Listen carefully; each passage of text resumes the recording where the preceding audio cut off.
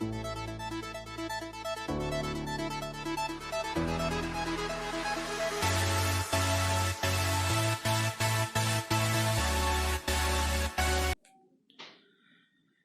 दोस्तों, कैसे हैं आप सब। उम्मीद करता हूं आप सब अच्छे होंगे। आपका स्वागत है आपके अपने YouTube चैनल सक्सेस मंत्रा में। दोस्तों, पिछले वीडियो में मैंने आपके साथ में अपना RRB स्केल 3 के एग्ज़ाम के प्रिपरेशन के लिए जो स्ट्रेटजी मैंने यूज़ की थी, जो टिप्स मैंने यूज़ की थी, वो सारा एक्सपीरियंस मैंने आपके साथ में शेयर किया था। उम्मीद करता हूँ वो वीडियो आप सभी लोगों को पसंद आ रहा होगा और आप सबकी एग्ज़ाम प्रिपरेशन में बहुत हेल्प करेगा। आज का वीडियो दोस्तों एक बहुत ही इम्पोर्टेंट टॉपिक पे होने वाला है, जो टॉपिक रहेगा कि आपको एग्ज़ाम में लैंग्वेज के पेपर में कौन सा सब्जेक्ट चूज़ करना चाहिए, हिंदी या फिर इंग्लिश। इससे रिलेटेड मेरे पास में बहुत सारे क्वेश्चंस लोगों के आ रहे थे। सब्जेक्ट के रूप में हिंदी सेलेक्ट करें या इंग्लिश सेलेक्ट करें, इसको लेके मेरे पास में बहुत सारी क्वेरीज आ रही थी। तो इसलिए ये वीडियो आप लोगों के लिए बहुत ही इम्पोर्टेंट होने वाला है। तो आइए दोस्तों, स्टार्ट करते हैं आज के वीडियो में कि आपको हिंदी सब्जेक्ट की तैयारी करनी है एग्ज़ाम में या फिर आपको इंग्लिश सब्जेक्ट की तैयारी करनी है एग्ज़ाम में अपने फाइनल सिलेक्शन के लिए। तो यह है दोस्तों, मैंने एक PDF आप लोगों के लिए तैयार की है कि आप लोगों को इंग्लिश या हिंदी में से कौन सा सब्जेक्ट चूज़ करना चाहिए RRB स्केल 2 या स्केल 3 के लिए। तो ये हम आज इस PDF के साथ में समझेंगे कि क्या क्या पॉइंट्स आपको नोट करने हैं उस चीज़ के लिए कि आपको कौन सा सब्जेक्ट चूज़ करना है और क्या क्या उसमें क्राइटेरियाज रहेंगे आपका सब्जेक्ट चूज़ करने के लिए।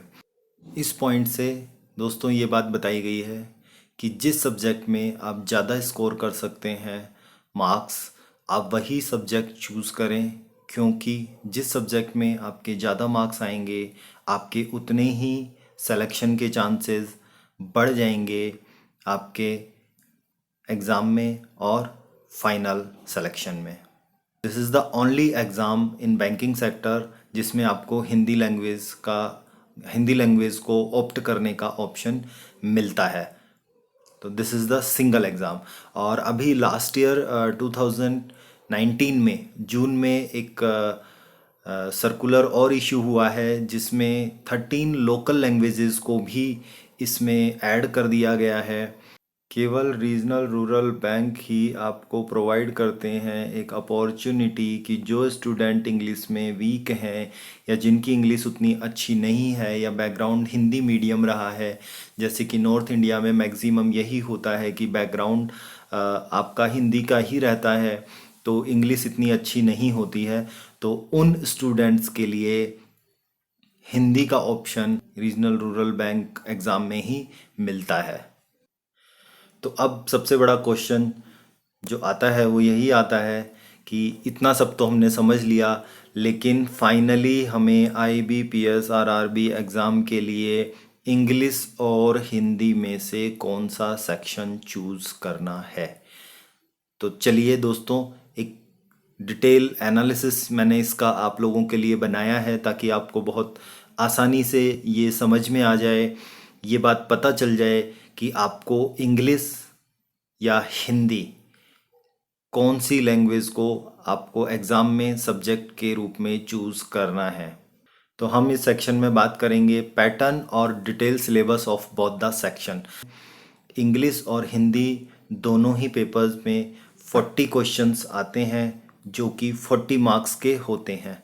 तो पैटर्न जो है वो एकदम सिमिलर है, दोनों ही पेपर में 40 क्वेश्चंस आते हैं, 40 मार्क्स के होते हैं, यानी कि हर क्वेश्चन आपका 1 मार्क का होता है। Every question consist 1 mark.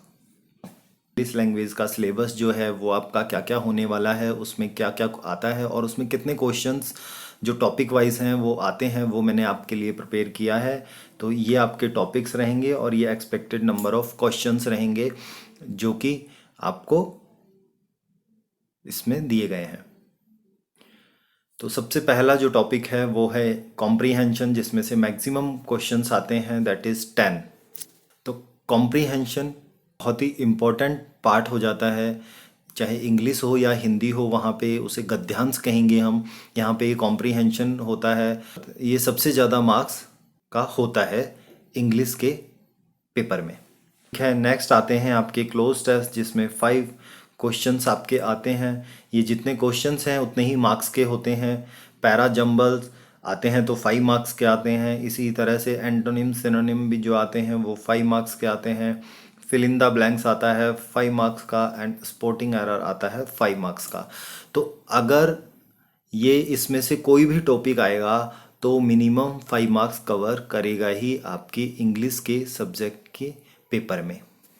तो नेक्स्ट जो आता है वो आता है आपका सेंटेंस रीअरेंजमेंट। सेंटेंस रीअरेंजमेंट भी आपके अगर आएगा तो 5 मार्क्स का क्वेश्चंस बनेंगे। सेंटेंस करेक्शन ये भी 5 मार्क्स का होता है, और वोकेबलरी बेस्ड स्पेलिंग एरर ये भी आपका 5 मार्क्स का होता है। तो इस तरह से ये जितने भी टॉपिक्स हैं इसमें सबसे ज़्यादा जो मार्क्स होते हैं वो कॉम्प्रीहेंशन ही कवर करता है। इसके अलावा जो भी आएगा आपका वो सब नॉर्मली 5 मार्क्स का ही आता है। तो ऐसे ये टोटल कंबाइन करके 40 क्वेश्चंस आते हैं अलग अलग टॉपिक के उससे। तो ये देख लीजिए आप, सारे टॉपिक हो गए आपके comprehension, cloze test, para jumbles, antonym synonym, fill in the blanks, sporting error, sentence rearrangement, sentence correction and vocabulary based spelling error. तो इन्हीं टॉपिक से आपका पेपर बनता है इंग्लिश लैंग्वेज का। तो अब हम आ जाते हैं हिंदी लैंग्वेज के सिलेबस पे। तो ये है आपका सिलेबस ऑफ हिंदी लैंग्वेज। तो ये पहला जो आपका इसमें भी कॉम्प्रीहेंशन, जिसको हम हिंदी में अपठित गद्यांश कहते हैं, वो होता है। उसके 10 क्वेश्चन आपके आते ही आते हैं आपके पेपर में। नेक्स्ट इसमें जो हो जाता है वो हो जाता है वाक्य के अशुद्ध भाग का चयन। तो ये 5 मार्क्स का रहेगा, ये 10 का था। अनुच्छेद में रिक्त स्थानों की पूर्ति, ये 5 मार्क्स का रहेगा। रिक्त स्थानों की पूर्ति 5 मार्क्स का है। इसके बाद में वाक्यों में त्रुटि हो जाता है, वो भी 5 मार्क्स का है। वाक्यांशों को उचित क्रम में सजाना 5 मार्क्स का आता है। वाक्य शुद्धि आता है, ये भी आपका 5 मार्क्स का आता है। और वर्तनी शुद्धि है, ये भी आपका 5 मार्क्स का आता है। विलोम शब्द 2 से 4 नंबर के, मुहावरे लोकोक्तियाँ 2 से 4 नंबर के, और अनेक शब्दों के लिए एक शब्द 2 से 4 नंबर के।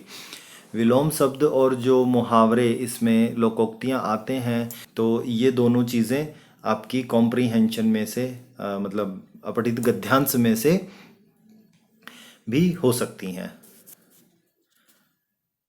तो ये आपका सिलेबस हो गया हिंदी का और इंग्लिश का, जो कि मैंने आपको बता दिया है। हिंदी में आपकी ये चीज़ें, इतने इतने एक्सपेक्टेड नंबर ऑफ क्वेश्चंस और इतने ही मार्क्स होते हैं इसके। तो अब हम आगे देखते हैं कि इम्पोर्टेंट पॉइंट्स जो आपको करेक्ट लैंग्वेज को सेलेक्ट करने में हेल्प करेंगे, तो उनके बारे में बात कर लेते हैं। आपको एग्ज़ाम में कौन सा लैंग्वेज सब्जेक्ट चूज़ करना है, उसके लिए कुछ इम्पोर्टेंट टॉप पॉइंट मैंने नोट किए हैं कि आपको कैसे उसका सिलेक्शन करना है। तो चलिए बात करते हैं इस पे। तो फर्स्ट हो गया आपका level of both the sections. Level of both the sections जो है वो अगर हम देखें तो पिछले सालों में लेवल ऑफ इंग्लिश लैंग्वेज का जो रहा है वो मॉडरेट रहा है, वहीं पे हिंदी का जो लैंग्वेज सेक्शन है वो हार्ड हो गया है। पहले इंग्लिश और हिंदी दोनों ही मॉडरेट लेवल के ही आते थे, तो हिंदी थोड़ी सी इजी हो जाती थी स्टूडेंट्स के लिए, क्योंकि हिंदी जो नॉर्थ इंडिया में स्टूडेंट्स हैं उनके लिए हिंदी, मतलब वो स्टार्टिंग से पढ़ते हैं तो उनके लिए हिंदी इजी हो जाता था, तो इसलिए वो हिंदी में अच्छा स्कोर कर लेते थे। बट पिछले 1-2 सालों से, खास करके लास्ट ईयर 2019 में बहुत ही टफ था हिंदी का पेपर, तो उस हिसाब से इंग्लिश लैंग्वेज मॉडरेट आती है जबकि हिंदी टफ आता है। तो इस पॉइंट को आपको ध्यान में रखना होगा कि हिंदी का अगर हम चूज़ कर रहे हैं हिंदी लैंग्वेज को सब्जेक्ट के रूप में, तो वो इंग्लिश लैंग्वेज से थोड़ा सा टफ होगा। लेकिन अगर आपकी इंग्लिश अच्छी नहीं है उतनी, और आप इंग्लिश लैंग्वेज में उतने मार्क्स स्कोर नहीं कर सकते हैं, तो आपको हिंदी के साथ ही जाना आपके लिए ज़्यादा बेटर होगा। नेक्स्ट जो है आपका, वो है जो हिंदी का पेपर था वो इजी था उन स्टूडेंट्स के लिए जिन्होंने अपनी प्रिपरेशन अच्छे से की थी, लेकिन वो डिफ़िकल्ट था उन स्टूडेंट के लिए जिन्होंने अच्छे से प्रिपरेशन नहीं की थी और चूज़ किया था हिंदी पेपर को कि हम स्टार्टिंग से ही हिंदी पढ़ते आए हैं और हमें सब आता है, बट उन्होंने अच्छे से प्रिपेयर नहीं किया था। तो जिन्होंने जिन्होंने अच्छे से प्रिपेयर नहीं किया था उनके लिए टफ था पेपर, और जिन्होंने अच्छे से प्रिपेयर किया था उनके लिए थोड़ा सा इजी हो गया था पेपर। नेक्स्ट जो है वो है बहुत ही इम्पोर्टेंट पॉइंट, क्योंकि ये सभी के दिमाग में होता है। बहुत से कैंडिडेट ये सोचते हैं कि वो हिंदी में अच्छे मार्क्स स्कोर कर लेंगे इंग्लिश के बजाय, क्योंकि हिंदी जो है वो हमारी मातृभाषा है और वो इस लैंग्वेज के बहुत ही यूज़ थ्रू हैं। वो हिंदी को अच्छे से पढ़ सकते हैं, समझ सकते हैं और उसको आसानी से कम टाइम में सॉल्व कर सकते हैं। तो ये एक हद तक बात ठीक भी होती है, लेकिन इसमें अगर आप बिना प्रिपरेशन के सिर्फ यही सोच के जाएंगे कि मेरा बेस जो है हिंदी का ही रहा है और मैंने स्टार्टिंग से हिंदी में ही चीज़ें पढ़ी हैं, तो मैं हिंदी का पेपर दूंगा, हिंदी लैंग्वेज को सेलेक्ट करूंगा तो मेरे बहुत अच्छे मार्क्स आ जाएंगे, ये सोचना गलत हो जाता है इन स्टूडेंट्स के लिए, कैंडिडेट्स के लिए।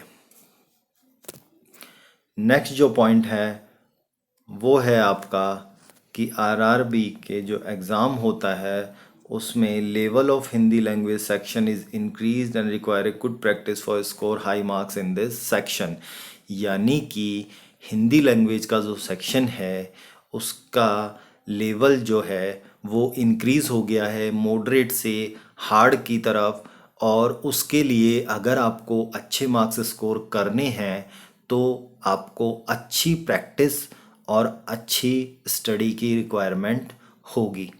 नेक्स्ट जो आ जाता है वो आ जाता है comparison between cut off of both the language. तो जो कंपैरिजन है दोनों लैंग्वेज के कट ऑफ में, तो पिछले सालों के एग्ज़ाम के हिसाब से हम ये कह सकते हैं कि there is good difference between the cut off both English and Hindi language.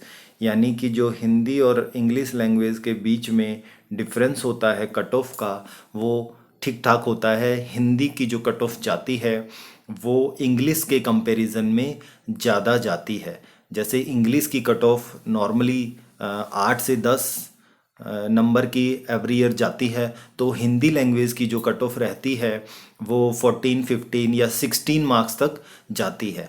Cut off of Hindi is much higher than English language section. There is both sectional and overall cutoff, so your aim is not to only clear the cutoff but also score good marks to get the final selection। कि आपको अच्छे marks लाने होंगे final selection के लिए, सिर्फ आप cut off पे ही डिपेंड नहीं रह सकते हैं। आपको वो सब्जेक्ट चूज़ करना है जिसमें आप मैक्सिमम क्वेश्चंस कर पाएँ पेपर में उतने ही टाइम में जितना टाइम आप दोनों सब्जेक्ट को देंगे। ठीक है, यानी आप चाहे इंग्लिश को दें 30 मिनट्स या आप हिंदी को दें 30 मिनट्स। अगर आप इंग्लिश में 30 मिनट्स में 20 क्वेश्चन कर पा रहे हैं, वहीं आप हिंदी में 30 मिनट्स में 25 क्वेश्चन या 30 क्वेश्चन कर पा रहे हैं, तो आप अपना जो सिलेक्शन है लैंग्वेज का वो हिंदी को देंगे, ना कि इंग्लिश को। वहीं पे अगर किसी की इंग्लिश का पार्ट बहुत अच्छा है, वो इंग्लिश को 30 मिनट में 35 क्वेश्चन कर रहा है और वहीं पे हिंदी के वो 30 मिनट में 20 ही क्वेश्चन कर पा रहा है, तो वो इंग्लिश लैंग्वेज को चूज़ करेगा, ना कि हिंदी लैंग्वेज को। लास्ट जो पॉइंट है वो है आपका जो एक एक मार्क होगा वो आपका सिलेक्शन डिसाइड करेगा। तो अगर आप हिंदी में इतने अच्छे नहीं हैं तो आप इंग्लिश के लिए जाएं, और अगर आप इंग्लिश में इतने अच्छे नहीं हैं देन गो फॉर हिंदी। लेकिन दोनों ही सब्जेक्ट की आपको बहुत अच्छे से प्रिपरेशन करनी होगी, क्योंकि ये जो सब्जेक्ट है लैंग्वेज, ये आपको फाइनल सिलेक्शन के लिए बहुत ही इम्पोर्टेंट होने वाला है। जैसा कि मैंने अपनी लास्ट वीडियो में आपको बताया भी था, जिसमें मैंने अपना एक्सपीरियंस शेयर किया था आप लोगों के साथ में कि मैंने कैसे प्रिपरेशन की है। उसमें मैंने आपको बताया था कि फाइनेंशियल अवेयरनेस और लैंग्वेज के पेपर में मेरा जो टारगेट होता था वो होता था 50 to 55 मार्क्स अचीव करने का, ताकि मैं 50% ऑफ मार्क्स जो अपने 110 प्लस स्कोर के हैं वो इन दोनों ही सब्जेक्ट से कवर कर लूँ। तो उसके लिए आपको अपनी लैंग्वेज को बहुत ही स्ट्रॉन्ग करना होगा। मैं आपसे ये बिल्कुल नहीं कहूँगा कि इंग्लिश बहुत इजी आती है या हिंदी बहुत इजी आती है।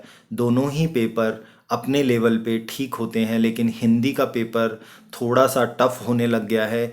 आप एक बात हमेशा ध्यान में रखिएगा कि दोनों ही सब्जेक्ट के जो मार्क्स हैं एग्ज़ाम में वो सेम होते हैं, 40 मार्क्स। और आप इसमें जिस भी पेपर में आप 30 प्लस मार्क्स ला सकते हैं, आप उस पेपर को चूज़ कर लीजिएगा, इंग्लिश और Hindi. A better choice will maximize your chance for the final selection. Very very important point।